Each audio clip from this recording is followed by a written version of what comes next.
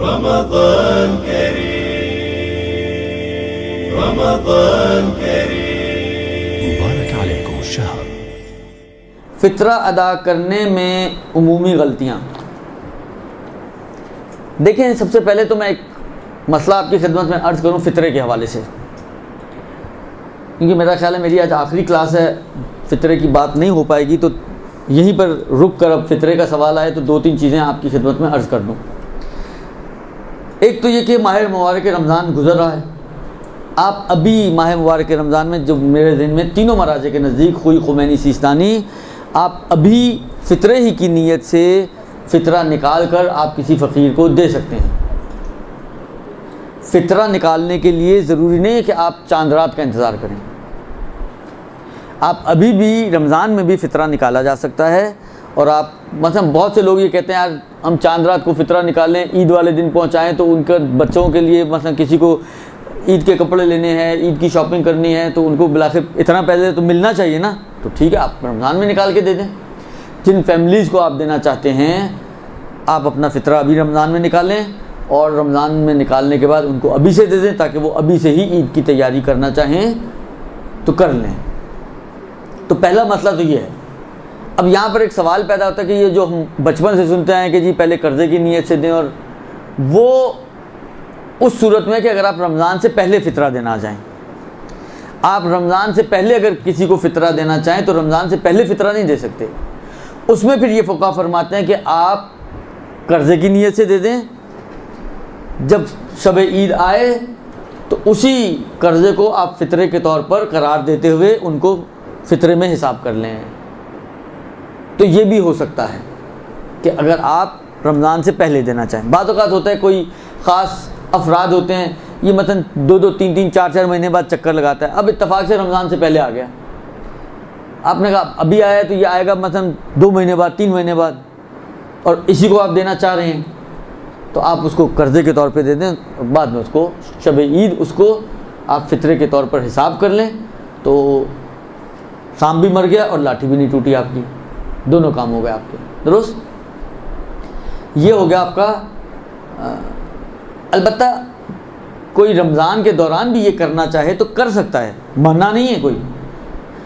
یعنی کسی کا دل نہ مان رہا ہو، کیونکہ بعض چیزیں ایسی ہوتی ہیں وہ اتنی ذہن میں بیٹھی ہوئی ہوتی ہیں کہ دل ہی نہیں مانتا کہ شب عید کی بجائے میں جو ہے مثلا آج 10 رمضان کو جو ہے فطرہ نکال دوں. بچپن سے ایک چیز سنتے آ رہے ہیں یا پریکٹس ہوتی ہے انسان کی، تو وہ اتنی آسانی سے یہ جو حلق ہے نا ہمارا، اس سے نیچے چیزیں اترتی نہیں ہیں. اگر یہ آپ کے حلق میں نہ کوئی چیز پھنس جائے پھر میرا جملہ. درست؟ تو ایسی صورت میں آپ یہ رمضان میں بھی اپلائی کر سکتی ہیں کہ رمضان میں آپ کسی کو قرضہ دے دیں، فقیر شرعی کو جو صاحب شرائط ہو، اور جب شب عید آئے تو آپ اس قرضے کے طور پر حساب کر کے اس کو بری ذمہ بنا دیں. تو یہ رمضان کے اندر بھی ہو سکتا ہے. یہ ایک چیز. دوسری چیز یہ ہے کہ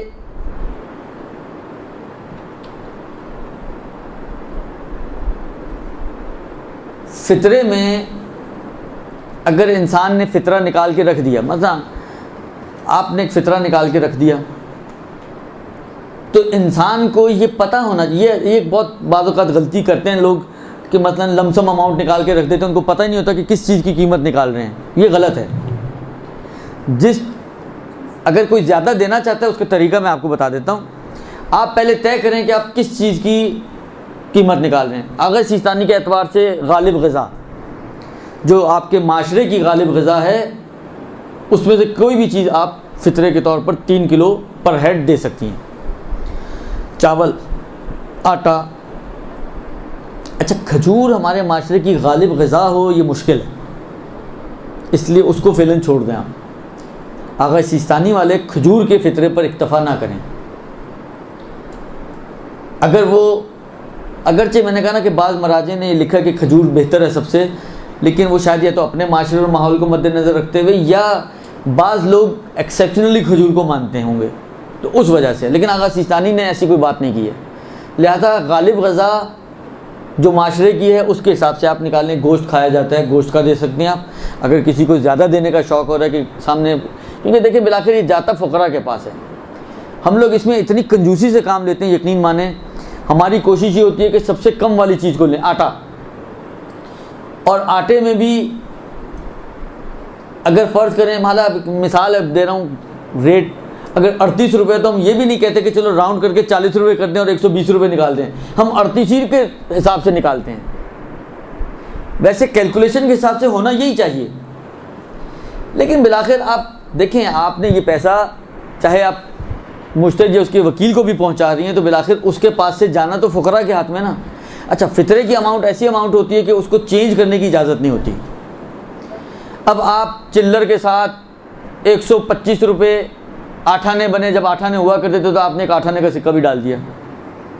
اب آپ 8 آنے کی بجائے 125 کو 130 روپے کر دو، آپ راؤنڈ کر دو، 4 روپے میں صدقے کی نیت کر دو، آپ 4 خیرات کے طور پہ ڈال دو آپ اس میں، نہ اس کو فطرے کا حصہ بناؤ۔ لیکن اتنی ماشاءاللہ ایکوریٹ کیلکولیشن ہوتی ہے بعض مومنین کی کہ کیا ہی بولے انسان۔ ایک چیز، دوسری چیز یہ کہ اچھا بعض لوگ اپنے حساب سے، شاید میرا خیال ہے کہ ان کے دل میں ایک شاید پازیٹیو چیز یہ ہوتی ہوگی کہ نئے نوٹ، مثلا 10 کے نوٹ کی گڈی ہے تو وہ نئے نوٹ نکالتے ہیں۔ وہ بابا 10 کی گڈیاں، کسی کو 10 روپے فطرے میں، دیکھیں یہ تو ضروری نہیں کہ بتائیں آپ سامنے والے کو کہ فطرہ دے رہے ہیں، لیکن جب آپ یہ 10 کی نوٹوں کی سلپ اس کے ہاتھ میں پکڑاتے ہیں تو اس کو خود ہی پتہ چل جاتا ہے کہ کیا مل رہا ہے مجھے۔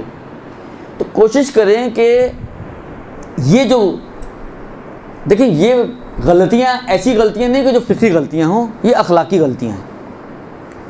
یہ اخلاقی غلطیاں ہیں کہ سامنے والے کو اگر آپ یہ چاہیں کہ پتہ نہ چلے تو اتنا کھلا پیسہ جمع ہو جاتا ہے کہ بالآخر انسان بعض اوقات سوچتا ہے کہ اب یہ دے کس کو دے، کیا کہہ کے دے، کیونکہ بعض لوگ تو حساس ہوتے ہیں بہت، ان کی عزت نفس ان چیزوں کا کو گوارا نہیں کرتی کہ آپ ان کو کہیں جی میں زکوٰۃ اور فطرہ آپ کو دے رہی ہوں، یہ صدقہ آپ کو دے رہی ہوں۔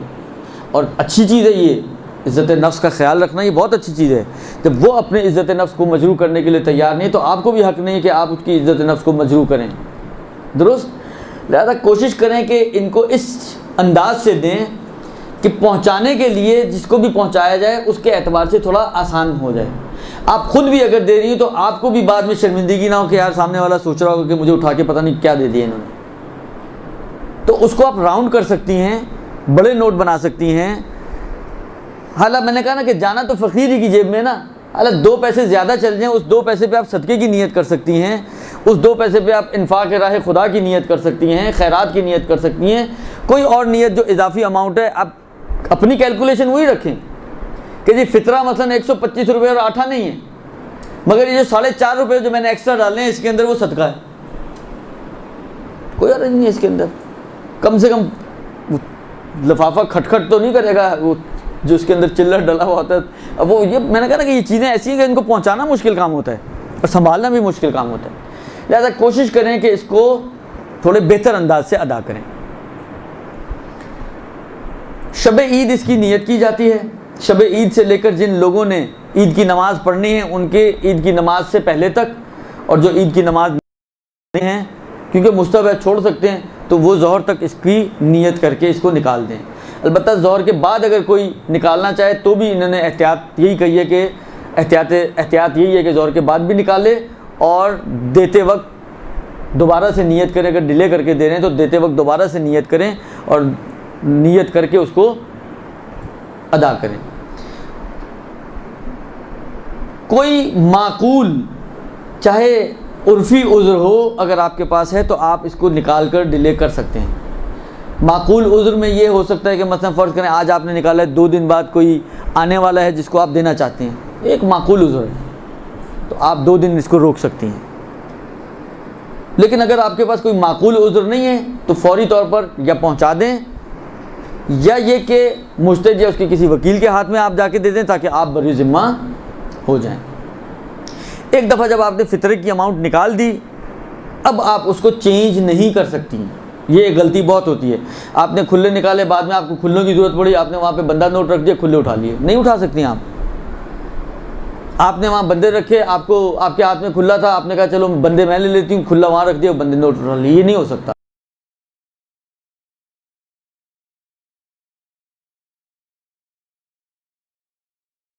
بن گئی، جب یہ زکوٰۃ بن گئی، اب اس کے اوپر آپ کا کوئی حق نہیں ہے۔ اس میں اور خمس میں فرق ہے. زکوٰۃ میں تو جدا کرنے سے زکوٰۃ بن جاتی ہے، خمس میں جدا کرنے سے خمس نہیں بنتی ہے.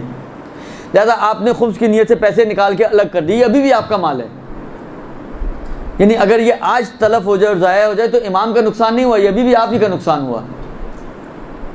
آپ اس کو چینج کرنا چاہیں، کھلا لینا چاہیں، بندہ کرنا چاہیں، بالآخر بعض اوقات آخری تاریخوں میں ایسے دن آ جاتے ہیں کہ بالآخر سارے خزانے جو ہیں وہ خالی ہو چکے ہوتے ہیں.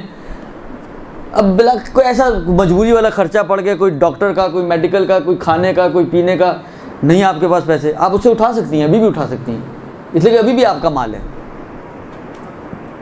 بس خمس میں اور زکوٰۃ میں یہ ایک فرق ہے کہ خمس جدا ہونے سے خمس نہیں بنتی ہے، خمس ادا کرنے سے خمس بنتی ہے. زکوٰۃ جدا ہوتے ہی زکوٰۃ بن جاتی ہے، فطرہ. لہذا وہ ابھی بھی آپ کا مال ہے، خمس والا مال اگر جدا کر دیا، لیکن یہ اب آپ کا مال نہیں رہا. جب آپ کا مال نہیں ہے تو آپ کو تصرف کا حق بھی اس میں نہیں ہے. لہذا آپ اس کے اندر اب تصرفات صرف ایک تصرف کر سکتے ہیں، وہ یہ کہ اس کو اٹھائیں اور کسی مستحق کو جو جامع الشرائط انسان ہے اس کو دے دیں. اس کے علاوہ آپ اس میں کوئی اور تصرف نہیں کر سکتے. درست جی. ایک آخری میرا خیال ہے مسئلہ میں فطرے کے حوالے سے بیان کر دوں. پہلے ایک سوال پیش کروں اور پھر اس کا جواب. باہر کے لوگ جو باہر کے ملکوں میں رہتے ہیں، بعض اوقات ایسے ملکوں میں جہاں پہ فقراء نہیں ہوتے یا صاحب شرائط فقراء موجود نہیں ہیں، وہ پاکستان میں فطرہ دینا چاہتے ہیں، یا کراچی میں ایک رہنے والا فرض کریں لاہور میں کسی کو فطرہ دینا چاہتا ہے، تو کیا میں اپنے ملک سے فطرے کو یا اپنی شہر سے فطرے کو باہر نکال سکتا ہوں؟ ایک صورت جو نکالنے کی ہے وہ یہ ہے کہ اگر آپ کے شہر میں کوئی فقیر موجود نہیں ہے تو فقیر نہ ہونے کی صورت میں آپ فطرہ اپنے شہر سے باہر اس شہر کی طرف لے کے جا سکتے ہیں جہاں پہ فقیر موجود ہے. بس پہلی صورت وہ یہی ہے، مثلا میں کراچی میں رہتا ہوں، میں نے فطرے کی نیت کی اس مال پر، اور کراچی میں مجھے کوئی فقیر ہی نہیں مل رہا. فرض کریں، حالانکہ ایک مثال ہے، یہاں تو ہر دوسرا آدمی ایسے فقیر ہے، لیکن سمجھانے کے لیے فرض کریں کہ کراچی میں کوئی فقیر موجود نہیں ہے. تو اب کیا کیا جائے؟ اب میں یہ کر سکتا ہوں کہ اس مال کو اٹھاؤں. اگر میں فرض کریں حیدرآباد جا رہا ہوں اور وہاں پہ کوئی فقیر موجود ہے تو میں حیدرآباد لے جاؤں اور وہاں پہ کسی فقیر کو دے دوں. یہ کر سکتا ہوں میں. بس پہلی صورت یہ ہے کہ میں فطرہ نکالنے کے بعد اس مال کو فقیر نہ ہونے کی وجہ سے شہر سے باہر نکال سکتا ہوں. یہ ایک.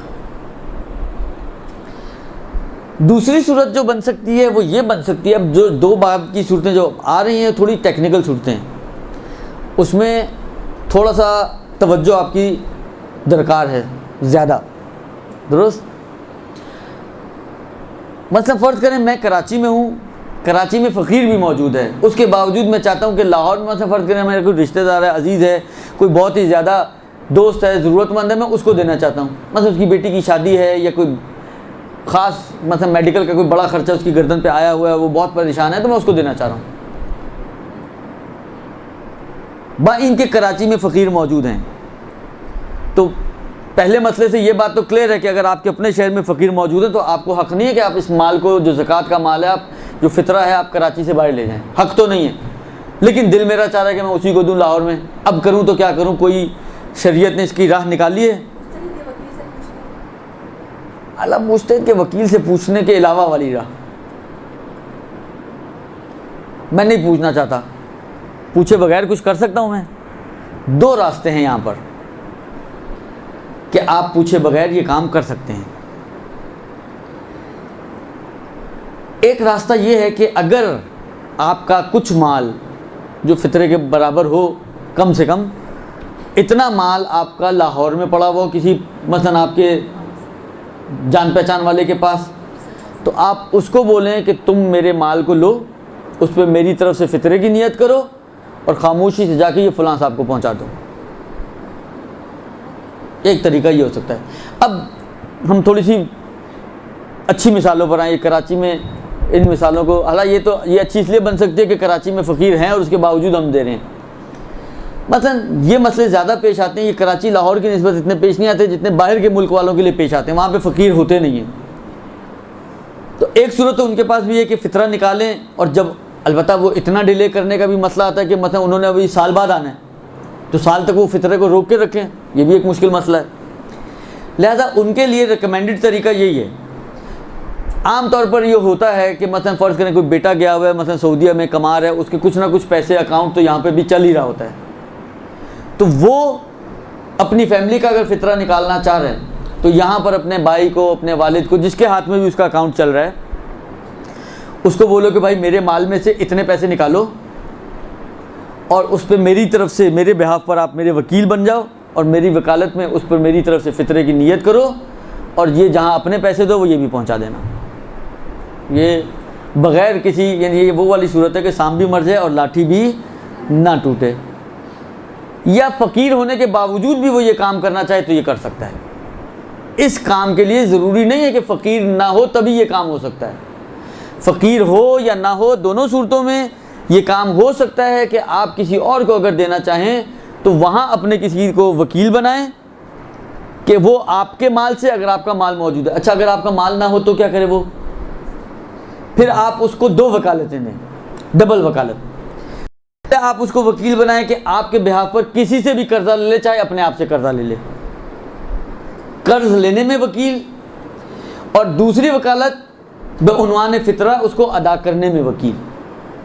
یہ 2 وکالتیں اس کو دے کہ میرے بہاف پر پہلے تم قرضہ لو کسی سے بھی، چاہے اپنے آپ سے ہی لے لو، درست، اور جب قرضہ لے لو تو یہ پیسہ اب میری طرف سے دوسری وکالت تمہارے کو یہ ہے کہ تم وکیل ہو کہ اس پر میری فیملی کا فطرے کی نیت کر کے اس کو بعنوان فطرہ جس صاحب کو بھی دینا چاہتے ہیں ان کو پہنچا دو۔ اگر پیسہ ہے تو 1 وکالت، پیسہ نہیں ہے تو ڈبل وکالت، ایک قرض لینے کے لیے اور ایک ادا کرنے کے لیے۔ اس طریقے سے آپ کی مشکل حل ہو سکتی ہے۔ اچھا، اب تیسری اس کی شق جو بن سکتی ہے وہ یہ بن سکتی ہے کہ وہاں آپ کا کوئی جان پہچان والا نہیں ہے لیکن پہنچانا آپ نے وہی ہے۔ مثلا فرض کریں لاہور میں یا سعودیہ میں کوئی رہتا ہے، اس نے کراچی میں پہنچانا ہے، کوئی امریکہ میں رہتا ہے اس نے کراچی میں پہنچانا ہے، تو جس پہنچانا ہے مثلا فرض کریں ایکس کو، لیکن یہ جو پہنچانے والا شخص ہے جو فطرہ نکالنا چاہ رہا ہے اس کا کوئی رشتہ دار کراچی میں ایسا نہیں ہے، کوئی اکاؤنٹ ہی اس کا کراچی میں نہیں، کوئی دوست یار بھی کراچی میں ایسا نہیں ہے کہ جس کو وہ یہ ذمہ داری سونپ سکے۔ اب کیا کریں؟ دوسرا طریقہ یہ ہو سکتا ہے اس کا کہ جس کو دینا ہے آپ ڈائریکٹلی اس سے بھی رابطہ کر سکتے ہیں اور اس سے ایک وکالت لے لیں۔ مطلب میں نے آغا ایکس کو دینا تھا، میں آغا ایکس کو کال کروں کہ بھائی صاحب مجھے کچھ پیسے آپ تک پہنچانے ہیں، تو آپ مجھے وکیل بنائیں اس بات کے لیے، کیونکہ میں نے کہا نا یہ چینج نہیں ہو سکتے۔ اب آپ کو وہاں سے بھیجنا ہے، کرنسی ممکن ہے چینج کرنی پڑے، ممکن ہے بینک کے ذریعے بھیجنا پڑے، ممکن ہے اس میں سے کچھ کٹوتی ہو جائے، یہ ساری چیزیں ہونی ہیں، آپ کو تو حق نہیں تھا۔ تو آپ اس سے وکالت لیں اس بات کی کہ بھائی مجھے آپ کو کچھ پیسے پہنچانے ہیں، آپ مجھے وکیل بنا دیں کہ میں آپ کے بہاف پر ان پیسوں کو ایکسیپٹ کر لوں اور پھر میں آپ کو ٹرانسفر کر دوں ایک دفعہ۔ اب یہ اس کا مال بن گیا تو پھر وہ آپ آزاد ہو جائیں گے۔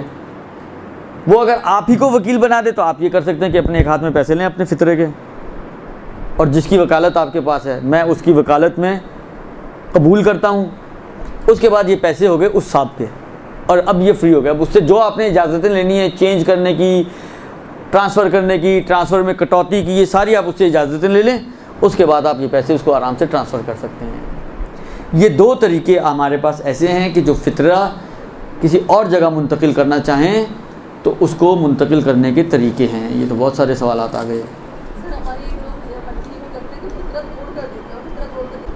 کیا فیملی میں فطرہ دے سکتے ہیں؟ اگر دے سکتے ہیں تو معیار کیا ہے؟ صرف واجب نفقہ افراد کو آپ فطرہ نہیں دے سکتے۔ جو آپ کا واجب نفقہ نہیں ہے اگر اس کے اندر وہ شرائط موجود ہیں، دیکھیں یہ جملہ میں اس لیے بار بار کرتا ہوں کہ اس میں بہت زیادہ غلطیاں ہوتی ہیں، ہم لوگ بعض چیزوں کو چیک ہی نہیں کرتے ہیں۔ وہی شرائط جو سہم سادات میں سید کی شرائط ہیں، جو مجہول المال وغیرہ میں اور دوسرے کفاروں وغیرہ میں آغا سیستانی کے نزدیک یہاں پہ بھی ہیں، اور فطرے میں تو تقریباً سب مراجع نے مانی ہے۔ تو ان شرائط کا خیال رکھیں جو پہلے گزر چکی ہیں پچھلی کلاس میں، کہ ان شرائط کی حامل افراد کو اگر واجب النفقہ نہ ہو تو چاہے آپ کے گھر والے ہی ہوں، یعنی خاندان کے افراد ہوں، آپ ان کو فطرہ دے سکتے ہیں۔ والدین کا فطرہ کون نکالے گا جبکہ ان کے بہت سے بیٹے ہوں؟ تو ان کا فطرہ کس طرح نکلے گا یا والدین خود نکالیں؟ دیکھیں، اگر تو والدین کسی اولاد کے، یعنی شب عید کس اولاد کے گھر پر ہیں، اس کو نکالنے والدین کا فطرہ، کیونکہ جس کے گھر پر شب عید ممکن ہے مثلا ایک والدین ہوں جو 26-27 دن ایک روزے پورے 26-27-28 روزے ایک بیٹے کے گھر رہے ہوں، 2 دن پہلے دوسرے بیٹے کے گھر منتقل ہو گئے، اب شب عید سارا مہینہ اس بیٹے کے پاس رہے ہیں، فطرہ یہ نہیں نکالے گا۔ جس بیٹے کے پاس شب عید تھے وہ بیٹا جو ہے فطرہ نکالے گا ان کا۔ اور اگر بیٹے فقیر ہیں اور والدین خود غنی ہیں تو والدین پھر اپنا فطرہ خود نکالیں گے اس صورت میں۔ ہم نے کسی درس میں یہ فرمایا تھا کہ نان و نفقہ اٹھانے والے پر ہی فطرہ واجب ہوتا ہے، اور چاند رات کو کسی کے گھر جائیں وہاں رہیں، لیکن فطرہ نان و نفقہ اٹھانے والے پر ہی آئے گا۔ یہ بات اپنی حد تک صحیح ہے، یہ جو جملہ ہے یہ اپنی حد تک صحیح ہے، لیکن ہوتا یہ ہے کہ جب آپ کسی کے پاس رہنے کے لیے جاتے ہیں تو عرفی طور پہ آپ اس وقت اس کے اہل و عیال شمار ہو رہے ہوتے ہیں، اس کے نان و نفقے میں شامل ہو جاتے ہیں۔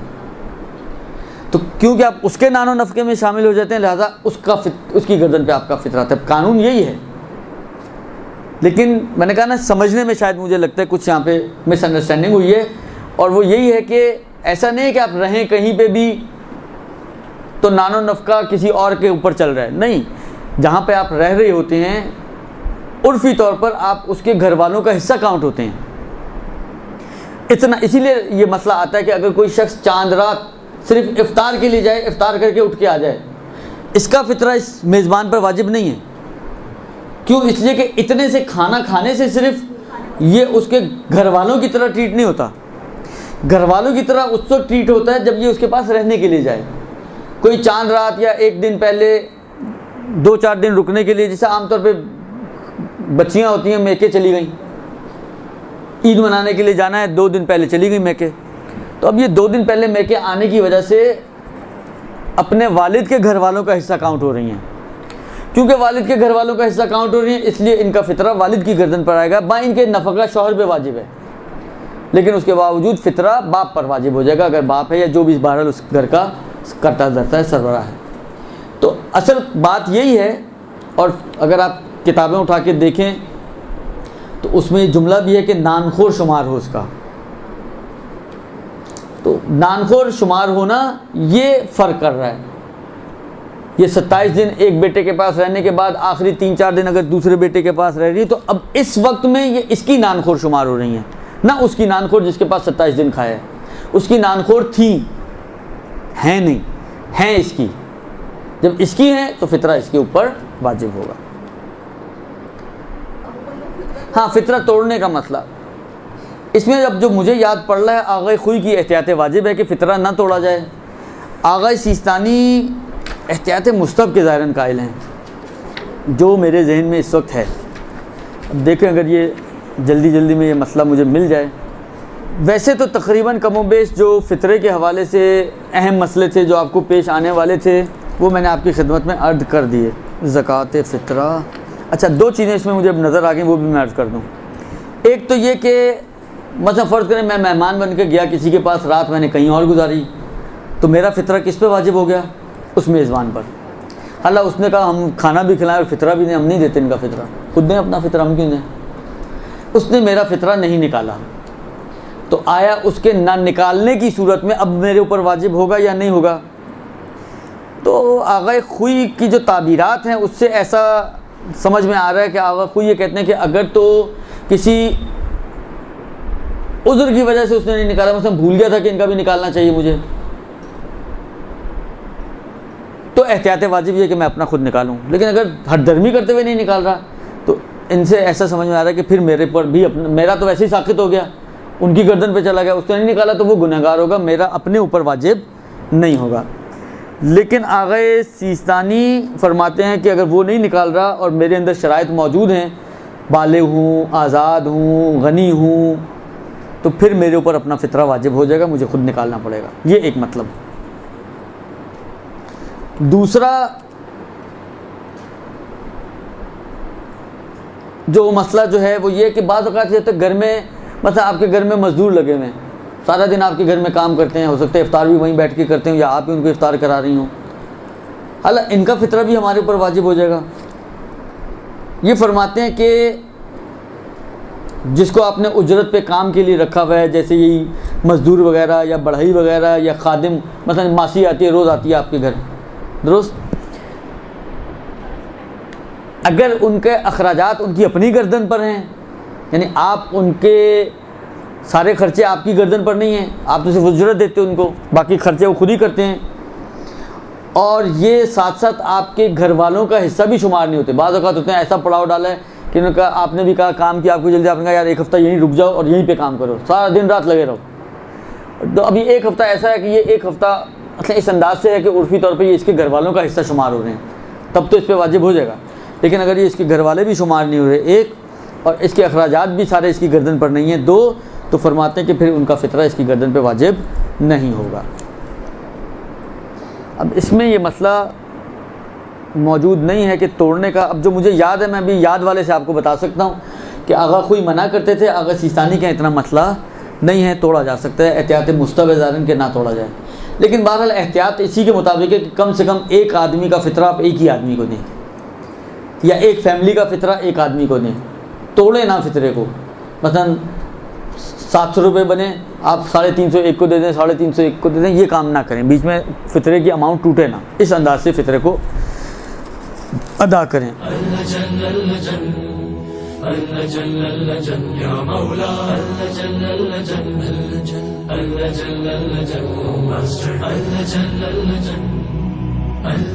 يا صاحب السماء